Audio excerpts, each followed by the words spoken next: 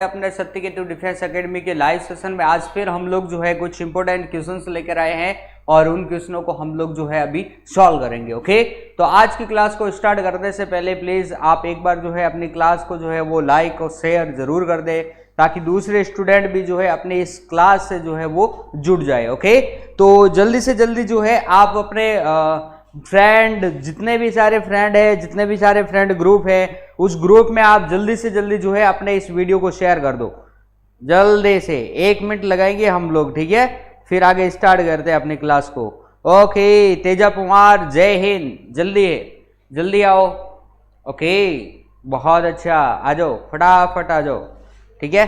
तेज सिंह राठौड़ जय हिंद। ओके, लिकेश बगल D answer आ रहा है। ओके, ठीक है प्यारे विद्यार्थियों, ठीक है, आप लोग आते रहिए और साथ साथ में अपने स्क्रीन बोर्ड पे जो आपको जो है जो क्वेश्चन नजर आ रहा है उस क्वेश्चन का आंसर भी दे दो, ठीक है।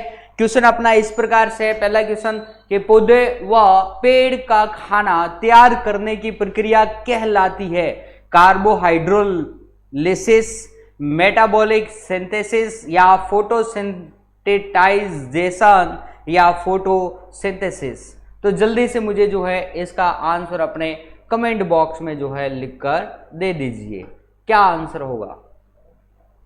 वेरी गुड, आप सबका आंसर भी आ गया है। जसोल सिंह भाटी, तेज सिंह राठौर, रंजीत सिंह चंदावाद और Likesh Baghel. Okay, Ranjeet Singh Chandawad, very good, सबने जो है डी आंसर। भाई इसमें तो अपने कुछ सोचने वाली बात तो है नहीं कि फोटोसिंथेसिस इसको बोलते हैं, यानी कि प्रकाश संश्लेषण बोलते हैं। फोटो का मतलब क्या होता है? प्रकाश, और सिंथेसिस का मतलब होता है संश्लेषण, यानी कि प्रकाश संश्लेषण। और यह प्रकाश संश्लेषण की प्रक्रिया कैसे होती है? 6CO2 + 12H2O। और इसमें पौधा जो है ये क्रिया करके क्या बनाता है? तो इसके अंदर बनाता है C6H12O6 यानी कि कार्बोहाइड्रेट, और +6O2 + 6H2O ये बनाता है, बराबर ना। ये चीज ध्यान में रखनी है, यानी पौधा जो है कार्बन डाइऑक्साइड को लेता है और कार्बोहाइड्रेट को क्या करता है? छोड़ता है।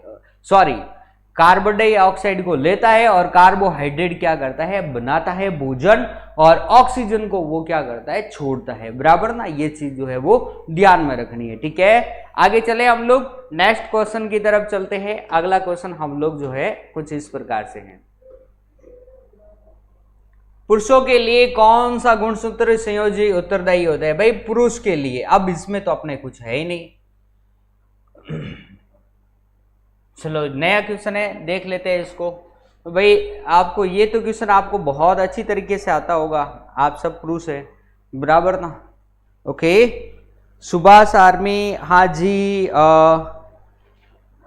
Desai, very good very good very good. Subhash Armi, Jasol Singh, Likesh, बहुत अच्छा। एक्स और वाई, वेरी गुड प्यारे विद्यार्थियों, बहुत अच्छा, very good. Shivam Kumar D answer, बहुत अच्छा। MK Yadav, Ranjeet Singh Chandawat, Likesh Baghel, very good.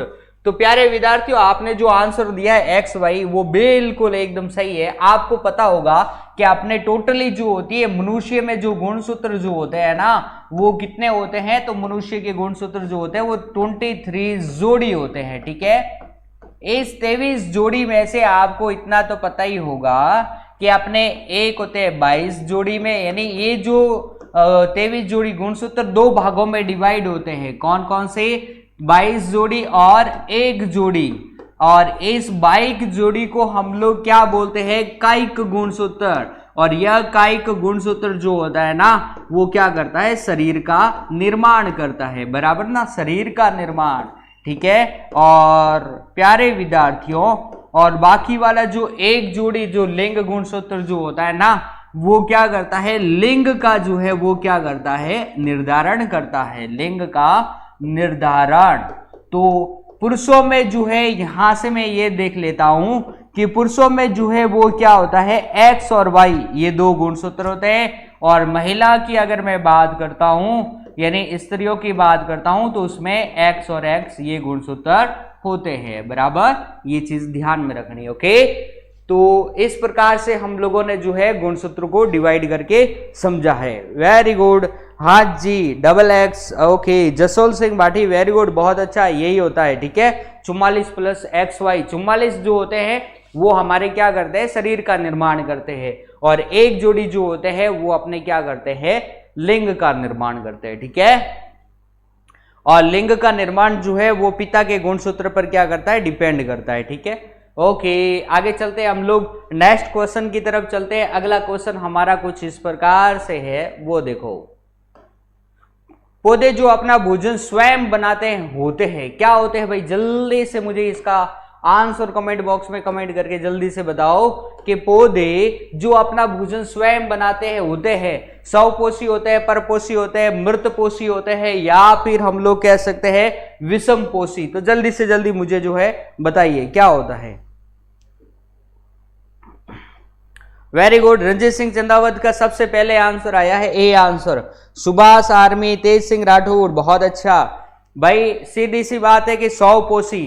प्यारे विद्यार्थियों, यहां से एक चीज ध्यान में रखनी है, स्वपोषी यानी कि उत्पादक, मैं यह भी कह सकता हूं उत्पादक, ठीक है ना। स्वपोषी कौन है, उत्पादक। जैसे कि पौधे, पौधे और कुछ शैवाल भी होते हैं, कुछ शैवाल, जैसे कि मैं यह कह दूं नील हरित शैवाल, ठीक है ना, यहां से मैं ये शैवाल, यानी कुछ शैवाल और जो अपने पौधे जो होते हैं वो किसकी श्रेणी में, उत्पादक की श्रेणी में आते हैं, यानी कि वो क्या होते हैं, स्वपोषी होते हैं, अपना भोजन जो है स्वयं बनाते हैं, ठीक है। अब देखो परपोषी मतलब कि जो दूसरों से जो है वो क्या करते हैं, भोजन प्राप्त करते हैं। प्यारे विद्यार्थियों, जैसे कि अमर बेल, अगर मैं अमर बेल की बात करता हूं, अमर बेल, देखो अमर बेल जो है वो क्या है, परजीवी है, क्या है, परजीवी। ओके, अमर बेल, मान ली किसी पौधे पर जो है अमर बेल चढ़ी हुई है या अमर बेल उसके सहारे खड़ी हुई है, ठीक है। तो अमर बेल जो है उस पौधे से, मान लो मैं ये पौधा बना देता हूं, ठीक है, ये अपना पौधा हो गया, और इस पौधे पर ये अपनी क्या हो गई, अमर बेल हो गई, ठीक है ना, अमर बेल। अब देखो ये जो पौधा है ना, ये हरे वाला, इस पौधे को हम लोग क्या बोलते हैं, परपोषी, जो कि परजीवी को क्या खिला रहा है, भोजन खिला रहा है, ठीक है ना। तो जो परजीवी को भोजन देता है उसे हम लोग क्या बोलते हैं, परपोषी। एग्जाम्पल के तौर पर जैसे कि अमरबेल, अमरबेल एक प्रकार का परजीवी है, और अमरबेल जिससे जो है वो भोजन लेता है उसे हम लोग क्या बोलते हैं, परपोषी कहते हैं, ठीक है। तो यहां से हम लोग ये चीज कह देंगे, राइट है। अब आता है मृतपोषी, यानी कि मरे हुए सड़े हुए भोजन, जो मरे हुए सड़े हुए का जो भोजन करते हैं उसे हम लोग बोलते हैं मृतपोषी। एग्जाम्पल के तौर पर जैसे कवक, और कवकों में भी अगर मैं बात करता हूं प्यारे विद्यार्थियों, तो एक अपने पास में आता है अगेरिकस, यानी कि अगर मैं अगेरिकस कह सकता हूं, या फिर मैं उसको क्या बोल सकता हूं, सांप की छतरी। भाई बरसात के मौसम में वो होती है ना सांप की छपड़ी, जो कि गोबर के ऊपर उगती है, ठीक है ना, उसको भी मैं बोल सकता हूं, ठीक है। अगेरिकस है। एक अपने पुष्पीय पादप होता है जिसको बोलते हैं मोनोट्रोपा, मोनोट्रोपा या मोनोट्रॉप, ये एक पुष्पीय पादप है। यह भी पुष्पीय पादप जो है एक प्रकार का क्या है, मृतपोषी है, ठीक है। विषमपोषी मतलब कि जो दूसरों से भोजन प्राप्त करता है, ठीक है। तो ये चीज हमारे ध्यान में रखनी है। अगर कोई क्वेश्चन समझ में नहीं आया है प्यारे विद्यार्थियों, तो आप लोग जो है कमेंट करके आप मुझे जरूर बता देना। सुभाष आर्मी, भाई अच्छा रहा, टेंशन मत ले, अच्छा ही रहा, बहुत अच्छा रहा, अच्छा ही नहीं बहुत अच्छा, ठीक है। आगे चलते हैं नेक्स्ट क्वेश्चन की तरफ।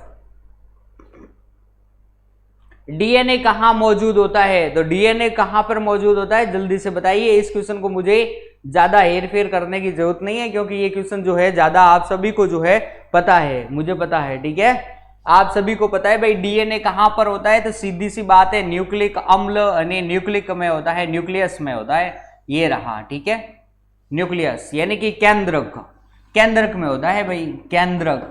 तो प्यारे विद्यार्थियों केंद्रक में अपने क्या होता है, डीएनए होता है, ये चीज जो है ध्यान में रखना है। डीएनए कहां पर होता है, तो डीएनए केंद्रक में होता है। केंद्रक के अलावा और कहां पर होता है, तो एक हमारे पास में होता है माइटोकॉन्ड्रिया, माइटोकॉन्ड्रिया, और हमारे पास में किस में होता है, और हमारे पास में होता है हरित लवक में। हरित लवक में भी जो है वो अपने पास में क्या होता है, केंद्रक डीएनए पाया जाता है। डीएनए 3 जगह पाया जाता है, एक तो केंद्रक में, एक माइटोकॉन्ड्रिया में, एक हरित लवक में। ये चीजें ध्यान में रखना, बहुत इंपॉर्टेंट है, कई बार एग्जाम में आती है, ठीक है ना। यहां से न्यूक्लियस हो जाएगा, ठीक है, बराबर बी आंसर। ओके, बहुत अच्छा, सभी का ही राइट है रे, केंद्रक। हाँ रे जसोल सिंह भाटी, बिल्कुल सही है भाई। आगे चलते हैं, परमाणु बम का आविष्कार किसने किया भाई, जल्दी से बताओ। बहुत सिंपल क्वेश्चन है, बहुत सिंपल क्वेश्चन, जल्दी से बताओ कि भाई परमाणु बम का आविष्कार किसने किया था, जल्दी से बताओ।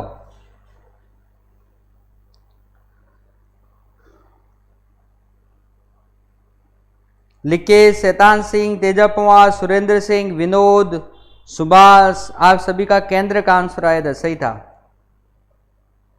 चलो ठीक है, विशाल आर्मी अभी सी आंसर दे रहे हैं, वेरी गुड, बहुत अच्छा। सबसे पहला आंसर आया है auto horn. Okay, Ranjeet Singh Chandawa, Tej Singh, Shivam Kumar, Subhash, Teja Pawar, Likesh, okay, Subhash Armi, very good, Vishal Armi, Shaitan Singh, Vinod, okay, very good, बहुत अच्छा। यानी कि सी आंसर क्या कह सकते हैं हम लोग, ओटो हॉर्न। यानी कि परमाणु बम की खोज जो है वो किसने की थी, ओटो हॉर्न ने की थी, ठीक है ना। किसने की थी, ओटो हॉर्न ने। तो प्यारे विद्यार्थियों, 1945 6 अगस्त एंड 9 अगस्त हिरोशिमा और नागासाकी पर जो है अमेरिका के द्वारा जापान की ये 2 शहर है, हिरोशिमा और नागासाकी, वहां पर जो है परमाणु बम गिरवाए गए थे। और उस परमाणु बम की खोज जो है किसने की थी, अपने ओटो हॉर्न ने की थी, ठीक है ना। और प्यारे विद्यार्थियों, जो परमाणु बम गिरवाया गया था ना, उस परमाणु बम के अंतर्गत जिस धातु का प्रयोग किया गया था, उस धातु का नाम क्या था, प्लूटोनियम। जो अपने 6 अगस्त को जो परमाणु बम गिरवाया गया था, उसमें तो प्योरली यानी पूरी तरह जो था वो प्लूटोनियम था। और जो अपने 9 अगस्त को जो गिरवाया गया था, उसके अंतर्गत प्लूटोनियम के साथ साथ में यूरेनियम भी था। तो यूरेनियम की मात्रा उसमें सेकेंड में ज्यादा थी, ये चीज भी ध्यान में रखना। और उसका नाम क्या था, little boy and fat boy, ये भी चीज ध्यान में रखनी है। ओके, आगे चले नेक्स्ट क्वेश्चन की तरफ। यस, अम्ल है, इसमें से अम्ल कौन सा है। अब इसमें भी ज्यादा सोचने की जरूरत है नहीं भाई, जल्दी से जल्दी बता दो, अम्ल कौन सा है।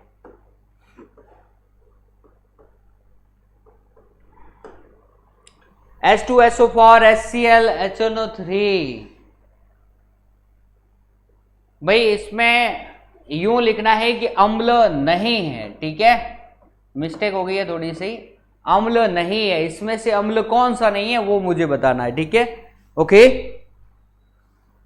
भाई, ये बी आंसर कैसे दे रहे हो तुम लोग, HCl नहीं है क्या, हाइड्रोक्लोरिक अम्ल, HNO3 नाइट्रिक अम्ल नहीं है क्या, ये सारे अम्ल तो है, और क्या है? और वो भी प्रबल अम्ल है भाई, ये तीनों तो प्रबल अम्ल है, आई बात समझ, यानी कि सबसे धाकड़ वाले अम्ल है ये। HCl, HNO3 और H2SO4 ये तीनों ही अम्ल है भाई, और वो भी प्रबल अम्ल, सबसे अच्छे अम्ल। ओके, और ये अम्ल नहीं है, ये कौन सा अम्ल है, HSO4। क्या होता है HSO4, ठीक है। तो ये तीनों ही अपने अम्ल है, और ए नंबर वाला जो है वो अम्ल नहीं है, ये सब आप लोग जानते हो, ठीक है। ओके, बहुत अच्छा, अब सही आंसर आया है ए, ठीक है, हाँ जी। चलो ठीक है, आगे चलते हैं हम लोग, नेक्स्ट क्वेश्चन की तरफ चलते हैं।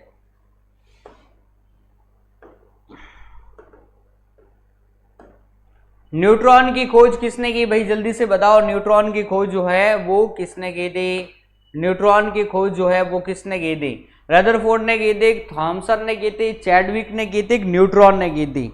ओके, HS4 नहीं है, हाँ भाई लिक्वेस बगल HS4 नहीं है, बल्कि H2SO4 होता है, ठीक है, H2SO4 होता है, जिसे हम लोग क्या बोलते हैं, गंधक अम्ल।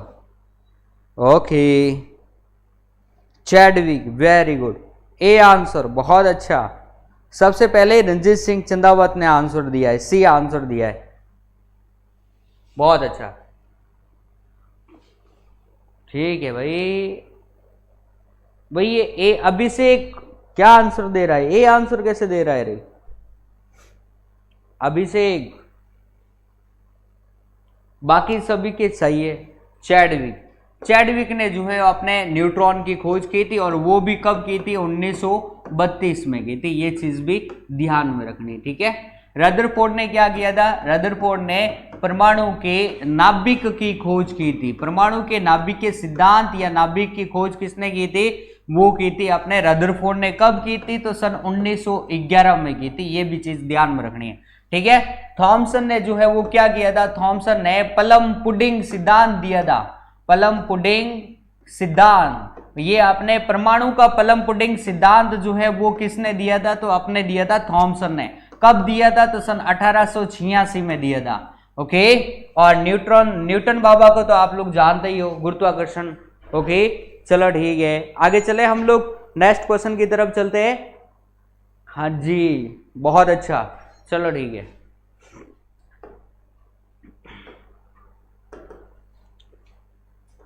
ओके, हाइड्रोजन परमाणु के न्यूक्लियस में प्रोटॉनों की संख्या याद कीजिए। भाई ये तो बहुत सिंपल है, इसको अब मुझे बताने की जरूरत नहीं होनी चाहिए, क्योंकि ये तो एक तो मैं आपको ये क्वेश्चन थ्योरेटिकल में करवा चुका हूं, और एक मैं आपको ये क्वेश्चन जो है प्रैक्टिकल करके भी मैंने आपको ये क्वेश्चन करवाया है, बराबर ना, दोनों question, okay.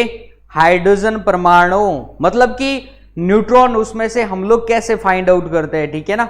Okay, B, hydrogen परमाणु के न्यूक्लियस में प्रोटॉनों की संख्या कितनी होती है? भाई सी नहीं होगा, बी होगा, यानी एक। भाई ये तीन आंसर क्या कौन दे रहा है? तीन आंसर कैसे दे रहा है? ये कौन है? सुभाष, क्या बात है, नींद आ रही है क्या? बिसल, नींद आ रही है आप लोगों को? है रे,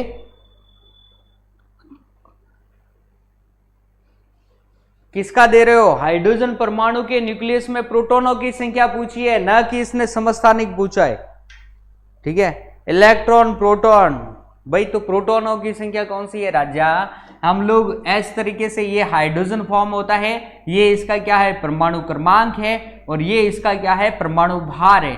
तो ये परमाणु क्रमांक जो होता है ना, इसी को हम लोग क्या बोलते हैं? प्रोटॉनों की संख्या, यानी कि प्रोटॉनों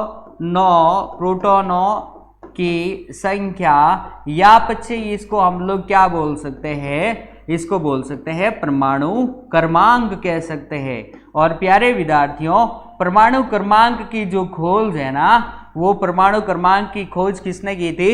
हेनरी मोजले ने की थी। ये भी चीज ध्यान में रख लेना, ठीक है, हेनरी मोजले, ओके।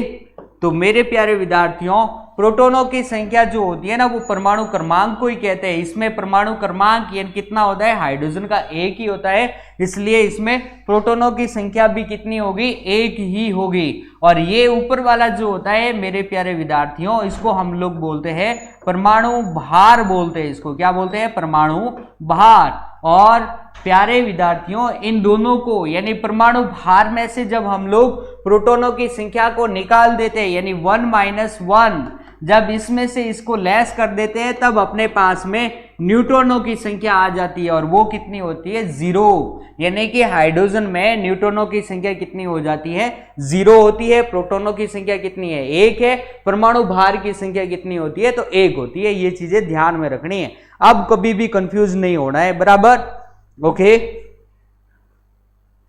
ओके, अब इसका आंसर क्या है? इसका आंसर अपने हाइड्रोजन परमाणु के न्यूक्लियस में प्रोटॉनों की संख्या कितनी है? अब ये रहा ना 1, तो 1 कहां पर दे रखा है? ये दे रखा है। अब इसमें कुछ बताना नहीं है। बी आंसर कैसे दे रहे हो? हाँ अच्छा, बी है, 1 होगा, ठीक है, ओके। चलो ठीक है, आगे चले, नेक्स्ट क्वेश्चन की तरफ चलते हैं।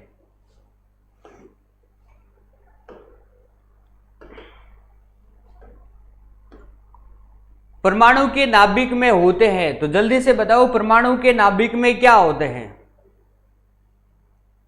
परमाणु के मूलभूत कण कौन से हैं? वही तो होते हैं। परमाणु के नाभिक में कौन होते हैं? इसको भी मुझे बताने की जरूरत नहीं है, ठीक है, ओके।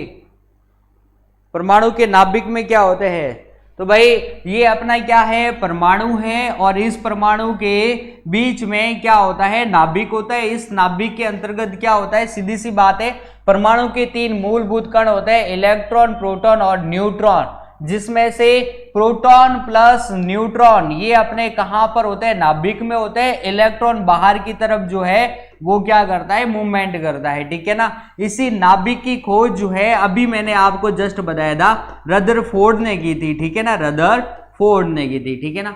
ओके, तो परमाणु के मूलभूत कण कौन से, तो इलेक्ट्रॉन प्रोटॉन न्यूट्रॉन, और इसके नाभिक में कौन से होते हैं, तो प्रोटॉन प्लस न्यूट्रॉन होते हैं। आगे चलते हैं नेक्स्ट क्वेश्चन की तरफ।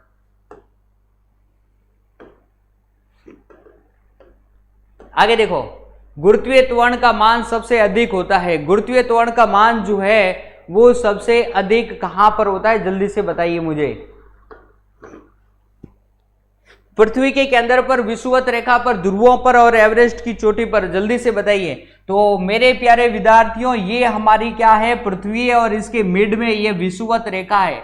तो एक बात ध्यान में रखना, विषुवत रेखा पर जो है वो अपने किसका मान पूछा है, गुरुत्वीय त्वरण यानी स्मॉल जी, इसका मान जो होता है वो मिनिमम होता है, ये चीज ध्यान में रखना, यानी कि कम होता है।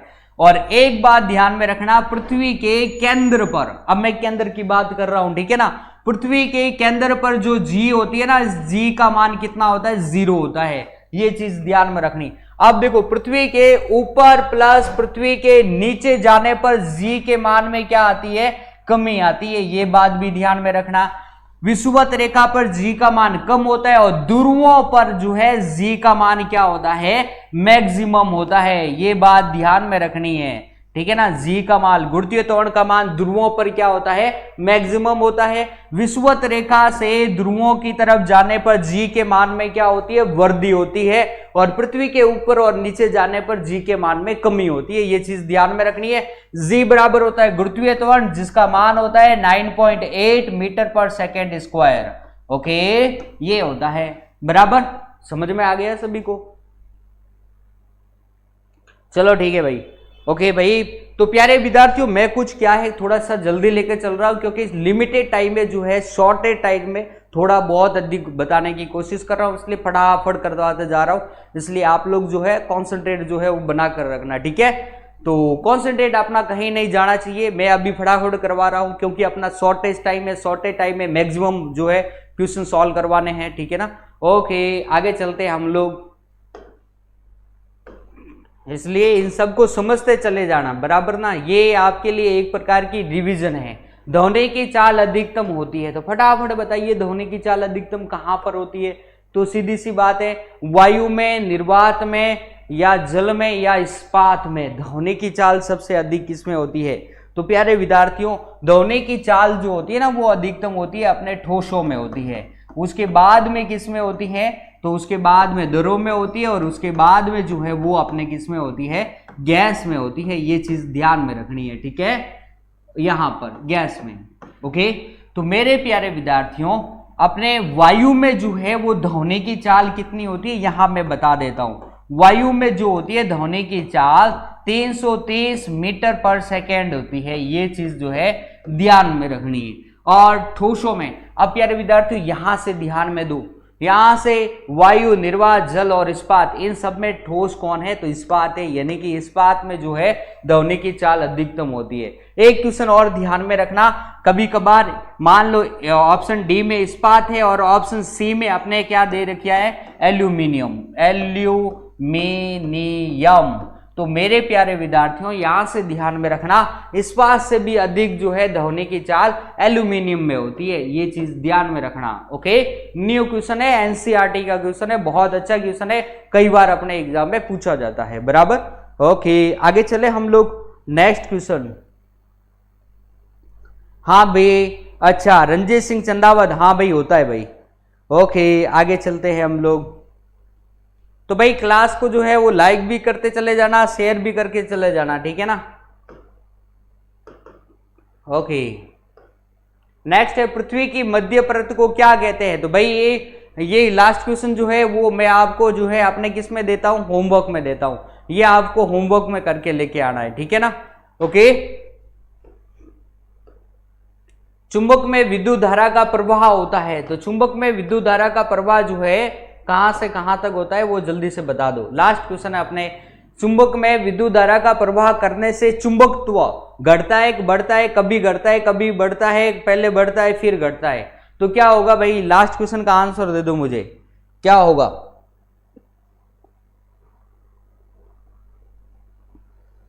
ओके, वेरी गुड, बहुत अच्छा, बहुत अच्छा। चुंबक में विद्युत धारा प्रवाहित करने पर क्या होगा? जल्दी से आंसर दो इसका।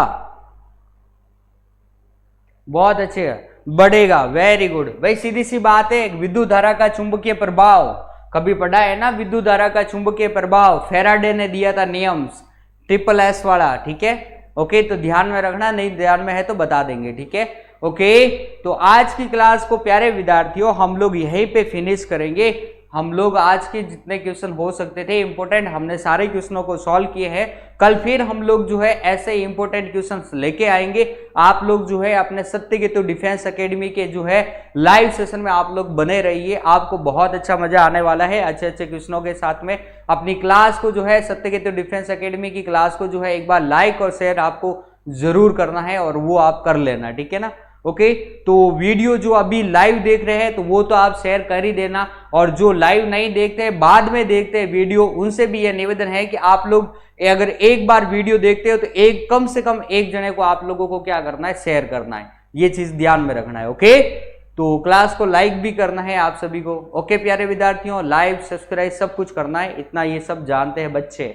ओके, ठीक है प्यारे विद्यार्थियों, तो चलते हैं, कल फिर हम लोग मिलेंगे, अपने इसी समय मिलेंगे और अच्छे अच्छे क्वेश्चनों के लिए क्वेश्चनों के साथ। तब तक के लिए आप सभी को मेरा जय हिंद, जय भारत, शुभ रात्रि।